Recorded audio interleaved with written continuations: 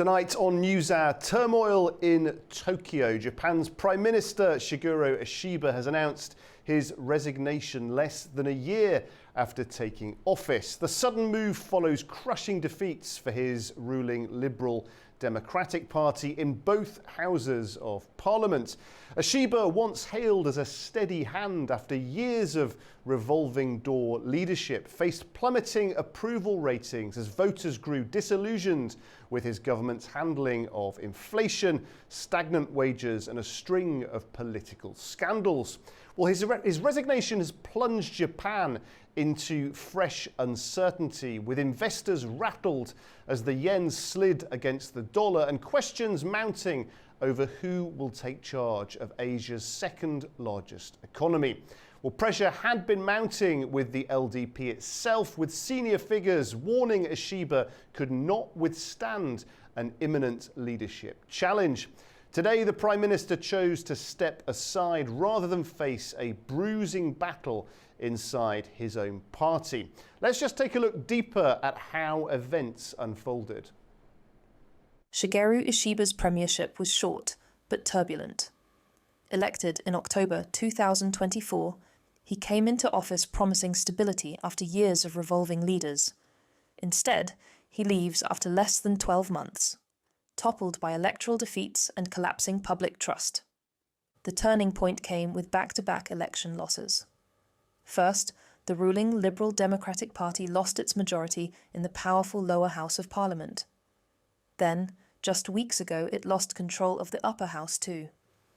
For a party that has dominated Japanese politics almost continuously since 1955, these defeats were unprecedented. Ishiba's government had already been battling deep public dissatisfaction. Inflation remained stubbornly high, eating into household incomes. Wages stagnated. Ordinary Japanese citizens said they felt worse off despite reassurances from Tokyo.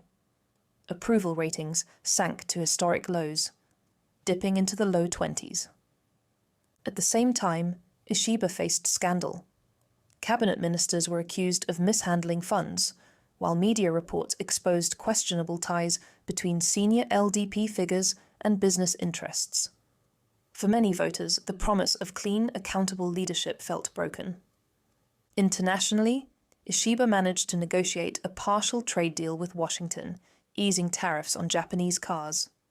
But the achievement failed to resonate at home, where cost of living concerns overshadowed foreign policy gains. Inside the ruling party, rivals sensed weakness. Former Prime Minister Yoshihide Suga and rising star Shinjiro Koizumi were among those manoeuvring behind the scenes. Party elders warned Ishiba he would not survive a leadership contest. Facing the prospect of defeat, Ishiba chose to resign. Markets reacted quickly. The yen slipped against the dollar, signaling investor unease. Japanese equities posted modest gains, but uncertainty lingers until a new leader is chosen. Attention now turns to the Liberal Democratic Party, which will hold a leadership election within weeks. Potential successors include conservative hardliners and reform-minded moderates, with speculation already swirling around figures like Sanae Takaichi and Shinjiro Koizumi. Whoever takes the reins will inherit a daunting in-tray, restoring economic stability, calming markets, and steering Japan through a tense security environment in East Asia. Ishiba's departure underscores a broader truth. Japan remains unsettled politically, with leaders struggling to hold power in the face of public discontent and party infighting. Over now to our regional correspondent Rebecca Bunden with the latest mood in the country. The mood in Japan is one of uncertainty, with Ishiba stepping down. Japan's considered to be one of the world's most stable democracies, and it's the fourth largest economy, but for now it faces political turmoil. There had been pressure on Ishiba to resign. His move came just a day before his party, the Liberal Democratic Party, or LDP, was due to hold an internal leadership vote, which could have forced him out. Ishiba did take responsibility for recent poor election results, which saw his ruling LDP-led coalition losing a majority in both houses of parliament. The LDP has dominated Japanese politics for 7 decades, so this was seen as a huge blow. Analysts say that voters in Japan have been angered by the rising cost of living. But Ishiba said that it's the right time to go, having last week announced a deal with the US to bring down tariffs which were imposed by US President Donald Trump, with the leadership now up for grabs. Former Foreign Minister Toshimitsu Motegi has become the first ruling lawmaker to put in a bid to succeed the outgoing Prime Minister. LDP veteran Sanae Takichi and the Farm Minister Shinjiro Koizumi are also among possible successors. Rebecca Bundin for A News in Mumbai. Joining me now is Sujiro Takashita, Dean and Professor at the University of Shizuoka's Graduate School of Management. Professor, thank you very much indeed for joining us on Newshour. The Prime Minister then resigning after less than a year in office. From your perspective, what does this say about the state of political stability in Japan today? It's not there, that's for sure. As far as stability is concerned, it certainly isn't there. We used to have what you can call the two-party system, but in previous elections, it's very clear now that we're moving more towards multi-party system kind of issues that you see in Europe. Of course, we're far from it still, but definitely the monopoly of LDP is definitely disintegrating, partly because of the economic conditions. But in my opinion, it's because LDP really didn't convince the voters that they were concerned about issues that the voters would be worried about. For example, the taxation issues or social welfare issues. They really didn't come up with any concrete measures, which gave an impression to the Japanese voters that they really don't care. And as we've heard, the LDP have dominated for so long in Japan's politics. They're now going to have to adjust to this change of approach. How significant do you think this these defeats are going to be, and will they be able to reset, reformulate a new strategy and bounce back, do you think? It's going to be, I think, a lot more closer to multi-party system because, well, we did have in 2009 Democratic Party of Japan taking over LDP for 3 years, which was a total disaster. And this is when the Japanese lost total confidence to any other party other than LDP, because implementation power was just so horrific. And this was another reason why LDP was able to continuously survive in their monopoly. But, obviously vested interest and basically lack of, forward-thinking type of actions didn't take place because of that. And now it's come to a situation where you're seeing a prop-up of many other, opposition party, which is a lot smaller than Constitutional Democratic Party of Japan, but is at least trying to address some of the concern that the public have. Well, one example would be income tax exemption limit, by the Democratic Party for the People, or it could be Sanseito, who's talking about problems about the Chinese buying off Japanese land, et cetera, et cetera. At least they're pinpointing the worrying points of the public, and they're trying to give some resolutions, which is a totally different matter from what the LDP has been doing. Yeah, and as you say, we heard from in our report, Rebecca touched on it too, this voter discontent, focusing on inflation, stagnant wages, and a sense of trust, a lack of trust perhaps in the government. How deep is this frustration among ordinary Japanese citizens? Well, because we didn't have any competition, as I just explained, it's basically one party ruling in Japan, with exception of 2009 to 2012.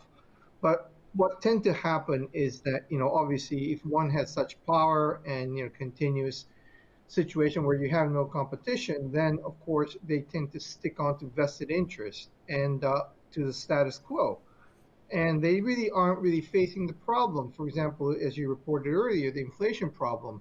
The rice price have shot up in Japan, which is our main diet, which is also a symbol of many things, not just the diet itself.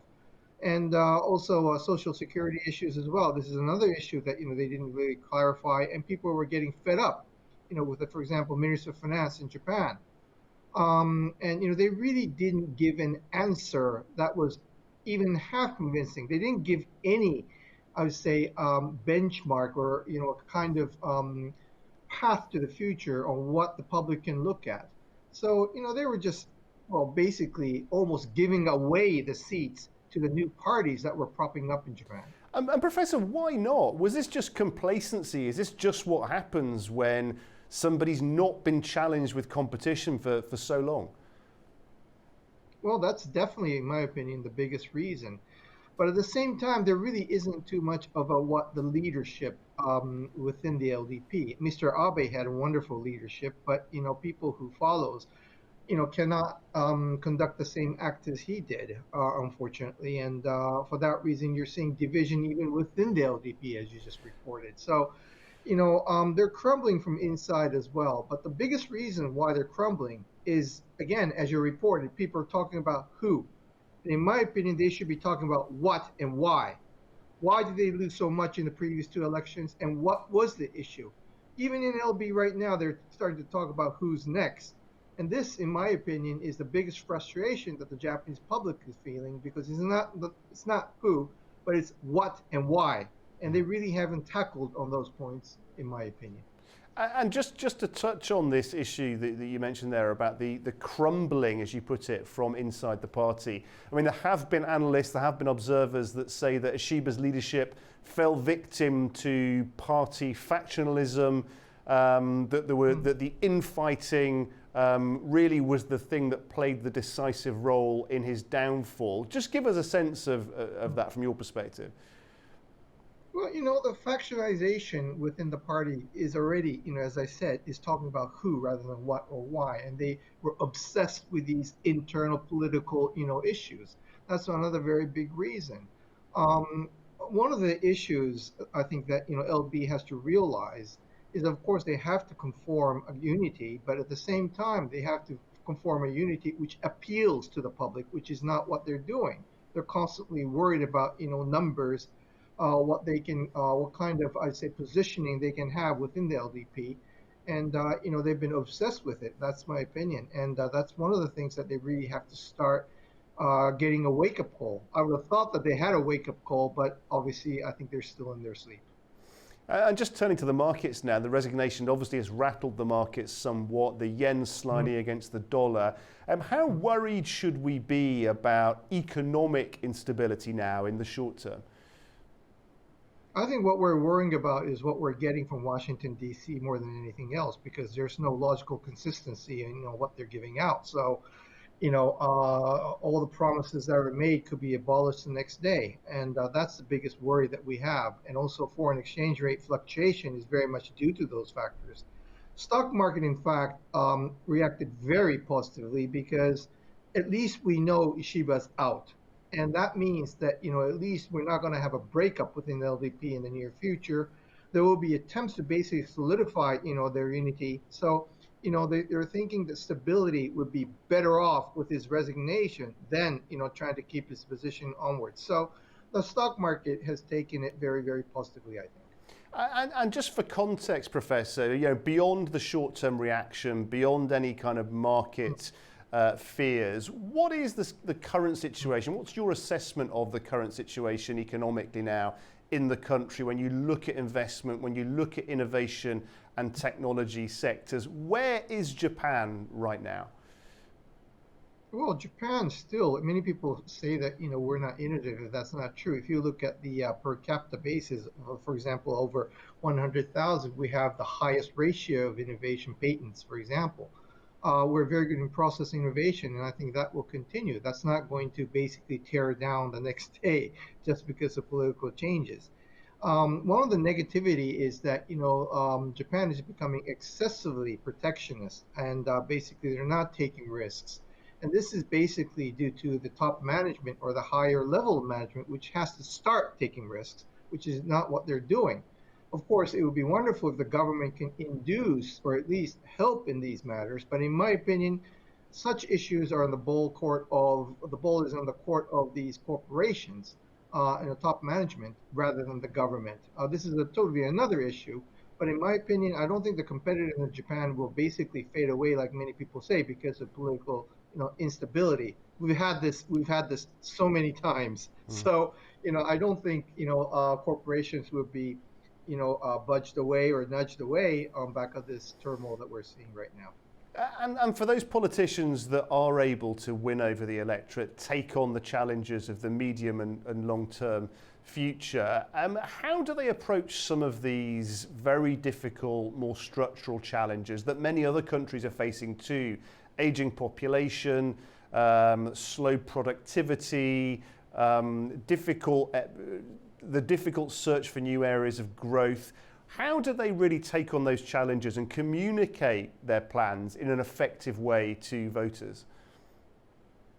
Well, basically, the role that you have mentioned is not necessary because of the government. Of course, government can support it, but in my opinion, it's the corporations basically that would try to induce innovation.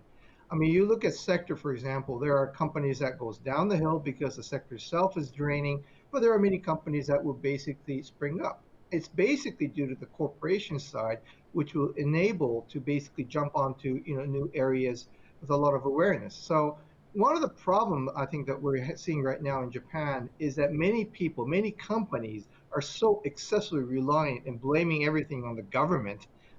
The fact of the matter is that the companies, for example, had humongous growth in profit over the past 20 years. The Japanese companies, the wage increase have been virtually zero in these past 20 years, which already tells you the excessive conservatism that is stuck with many of the management in Japan.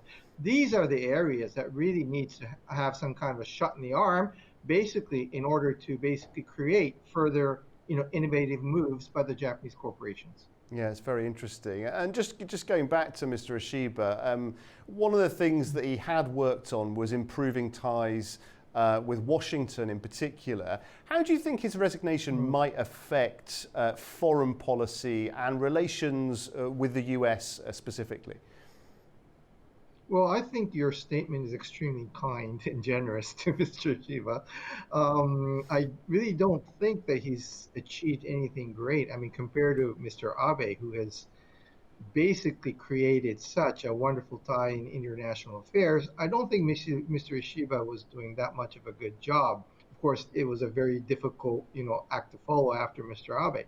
But, I would say that it wasn't his achievement that, he got the tariffs down from 25 to 15%. I don't see that. I think, the Trump administration was already playing a game of poker with a lot of bluffing. And basically they agreed to a point where I would say the Trump administration initially was, aiming at.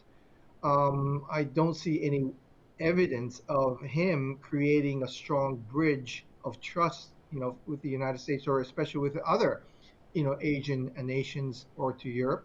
So, I'm not really sure if he didn't do a devastatingly bad job, as I explained to you in the case of Democratic Party of Japan from 2009 to 2012. He didn't burn down the bridges like, Mr. Trump, but, I don't see him making excessively impressive move on international affairs at all.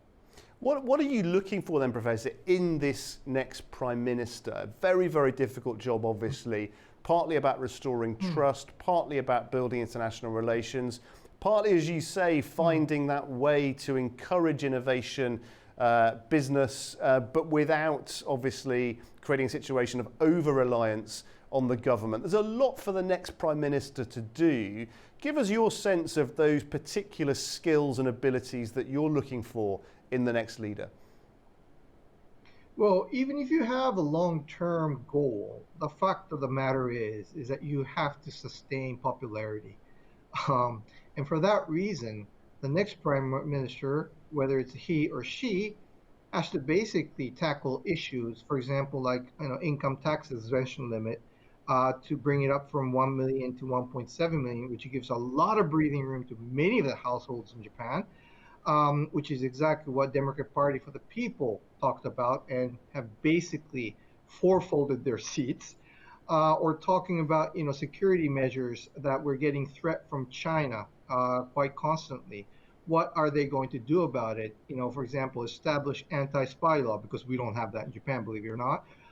And also put some limitation or utilization or monitoring of useful tax, revenue, because we also know that there's been a lot of drainage of taxation at times, difficult times like this. So basically, in my opinion, first thing that he or she has to do is convince the public that LDP is trying to alter and improve things for them. And then, of course, they can start talking about mid-long-term strategic issues, touching on innovation or especially on foreign affairs. It's very interesting indeed. Whether or not that new candidate is successful in persuading the public, as you say, do you anticipate that this will now begin a new period of political volatility in Japan? And if so, where do you expect things to settle? Well, I think that's a very good point. I think I mentioned to you earlier, but I think we're moving away from the two-party system where LDP holds a monopoly and we have Constitutional Democratic Party of Japan, which was ex-Democratic Party of Japan, which, as I told you, the public have lost total confidence. So we're seeing a prop-up of new parties like Democratic Party for the People or Sanseito. And I think we're moving much more towards the European type of multi-party democracy, of a multi-party system, which means that the decision-making process will take a lot more time, but at least the agenda will be not based on parties or ideology, but much more to do realistic solving of the problem. And at least we can start talking about what rather than who, finally. So from that point of view, I think this is a very good change take place. And of course, when we're having changes, we have turbulences and problems. But I don't think one party sustaining power for such a long time is good. But at the same time, we don't have an opposition that can implement issues like the LDP, who have very strong ties with the bureaucrats in Japan, who basically does all the implementation of these policies. So I think we'll be moving much more to the multi-party system that is a lot more similar to Europe. Of course, it's nothing like it at this moment, but I think we're moving towards that as we speak. Big changes are coming, and turbulence, I guess, a necessary part of that. Professor, thank you very much indeed for your analysis. Thanks for joining us. Thank you. Thank you. Okay, that brings us to the end of this edition of Newshour. Japan then faces a moment of political transition, with markets unsettled and the search now underway for a new leader to steady the country's course. We'll continue to follow developments in Tokyo and beyond. From all of us here at A News, thanks for being with us.